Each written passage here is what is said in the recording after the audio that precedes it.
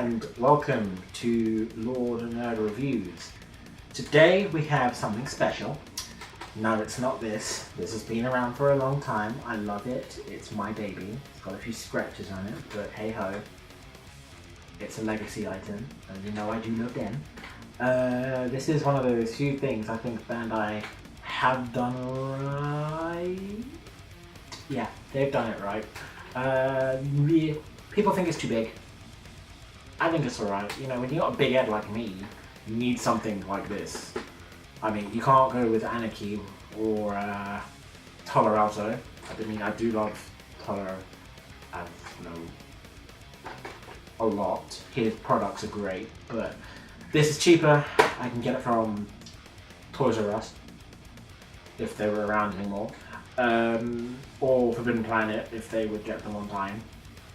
But yeah, this is mine, but we're here to review today the Legacy Green Ranger helmet. Let's just get the ugly side out of the way. If you have a big head, it will fit. As you can see, it's huge, but don't let that fool you. I mean, if you look at it, right, it's slightly longer than the Red Ranger helmet. Just a tad bit longer, and it's got a slightly higher rise. But the problem is, it's thinner. If you take a look, it is a lot thinner than the red. So if you have a big head, your ears might pinch, and your face might feel a bit more claustrophobic. It took more time to fog up in this, shooting the beginning of this video, than it did to take up in that. That took a lot less time to fog up. That fogs up super quickly. For me anyway, I don't know about her. The end of the shooting, that's when it started fogging. Is that when it started fogging? See, this didn't fog while I was shooting. It was hot, but it didn't fog. This wasn't hot. Was it not hot? It wasn't hot, Well, it's just fogged. The thing is like, this is a matte material. It's a darker colour. It's also thicker than that one. So I kind of feel like this is heavier, thicker, and darker, and you know, it will get hot when you're outside in the sun, which is just magically very sunny outside today. But whereas this one is like reflective, and as far as I can tell, the plastic feels a tiny bit thinner, a little bit. And like, I mean, come on, you got a bigger visor, which means the air holes, which as we all know, if you have legacy items, are in the visor and eyes. There are none in the mouth. It's pretty good. I mean, it doesn't fog up as much as a custom-made helmet, as I have had a custom-made helmet before, and as soon as I put it on, I had to take all the padding out, firstly, for it just to fit. Secondly, I still had a little bit of skin pinch when I was putting it on, which, you know, you can imagine is extremely painful. And, you know, obviously there's some details which you get on like a custom one which you wouldn't on this, but all in all, it's a good helmet. Don't let it put you off just because it's from Bandai. This was 100, square out, 100. That was it, nothing else. The Green Ranger helmet was 109. Yeah. 109.99. Bit more expensive, but you know, Green Ranger stuff normally is. If you've got one of those legacy figures, you'll know what I mean. Yeah, I mean, this is good. So let's get into the green. So, the Green Ranger helmet. I'll put that upright. Hello. I'll put that upright so that it's nice, isn't it? So, but the Green Ranger helmet is ridiculously shiny. It is super shiny. It's not matte, and they fixed that. This, however, shameful, is just solid plastic. Solid plastic piece. The gem. Just solid plastic. No see-through shininess, nothing. It's just solid plastic. Nothing else. The eyes, again, are too solid plastic, as far as I can see. But the air vents are in the bottom of the eye, so you can look down into the helmet. And again, it's on the underside of the teeth and on the top of the teeth as well, which is where the air vents are. I will say, the one thing that stood out to me the most was that it had a seam line running right down the middle, like here, right here. Just this tip here and here, 2 seam lines. But that's not a problem. It looks like it was put together like a model kit this time instead of it just being casted in one, like 2 solid pieces. But I think that's only because they had to restructure the whole thing to get the opening hatch right. Open it up. As you can see, it's a pain. There you go. It opens up like that this time. But the band on the inside is more flexible than the Red Ranger helmet because, again, like I said, it doesn't really fit big heads. I mean, it does, but it doesn't. It is a pain to line up. She'll tell you about the experience of lining this thing up. Yeah, it just doesn't work. Come on. Check it out. Yeah, you'll see what I mean. It's a fight. Because this time it's got lots of little teeth inside. Because I think they made it more like one of the custom made ones. Many different pieces of little teeth inside to line up the helmet. It already can't do it. If you were on your own, I wouldn't recommend it. I mean... Oh.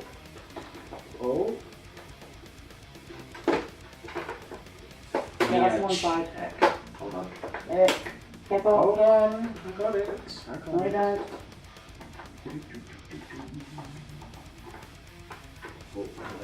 Oh no, you just pushed it out. See what I mean, Rick? Could you tell? There we go. And as you can see before the cut, it was rather difficult to line up.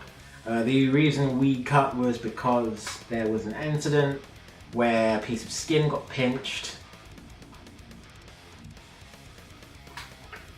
Hey, I mean, I said it. I said it was going to be difficult to put on. It's hard to put on if by yourself. It's hard to put on with 2 people. But I mean, as you can see, I'm going to demonstrate how easy it is to put this on. It is, however, surprisingly not easy to take it off. Oh, fuck. Right, let's have a look. See, whole thing slides out. Get along.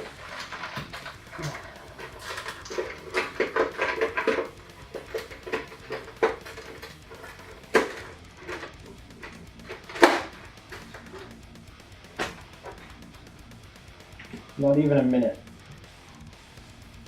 Already on. This thing took ages just to line up. That's because I'm going to take this off. It's because you have to slide up the back just to get it into place. We see how easy that was to close. You have to slide up the back just to get it back into place for it even to line up properly. Whereas this one, you just slam the 2 pieces together and it's in. I couldn't hear you, sorry. Yeah. So let's see how long it takes it to get off now.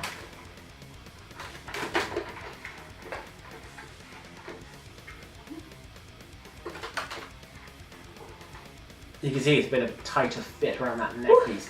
I mean, it's great for cosplay, don't get me wrong. If you were doing a cosplay and you were wearing the neck to head cap, for people with a bigger head like me, it would work fine. Because when you have facial hair, it tends to stick out at the bottom of this one, whereas on that one it wouldn't. It's a tighter neck hole in. I mean, this is exactly what I mean right now. It takes super long just to line. Oh, you've got one of the teeth out. The teeth are a problem.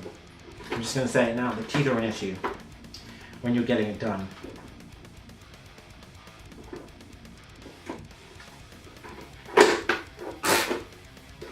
I've only done this once where I actually got it.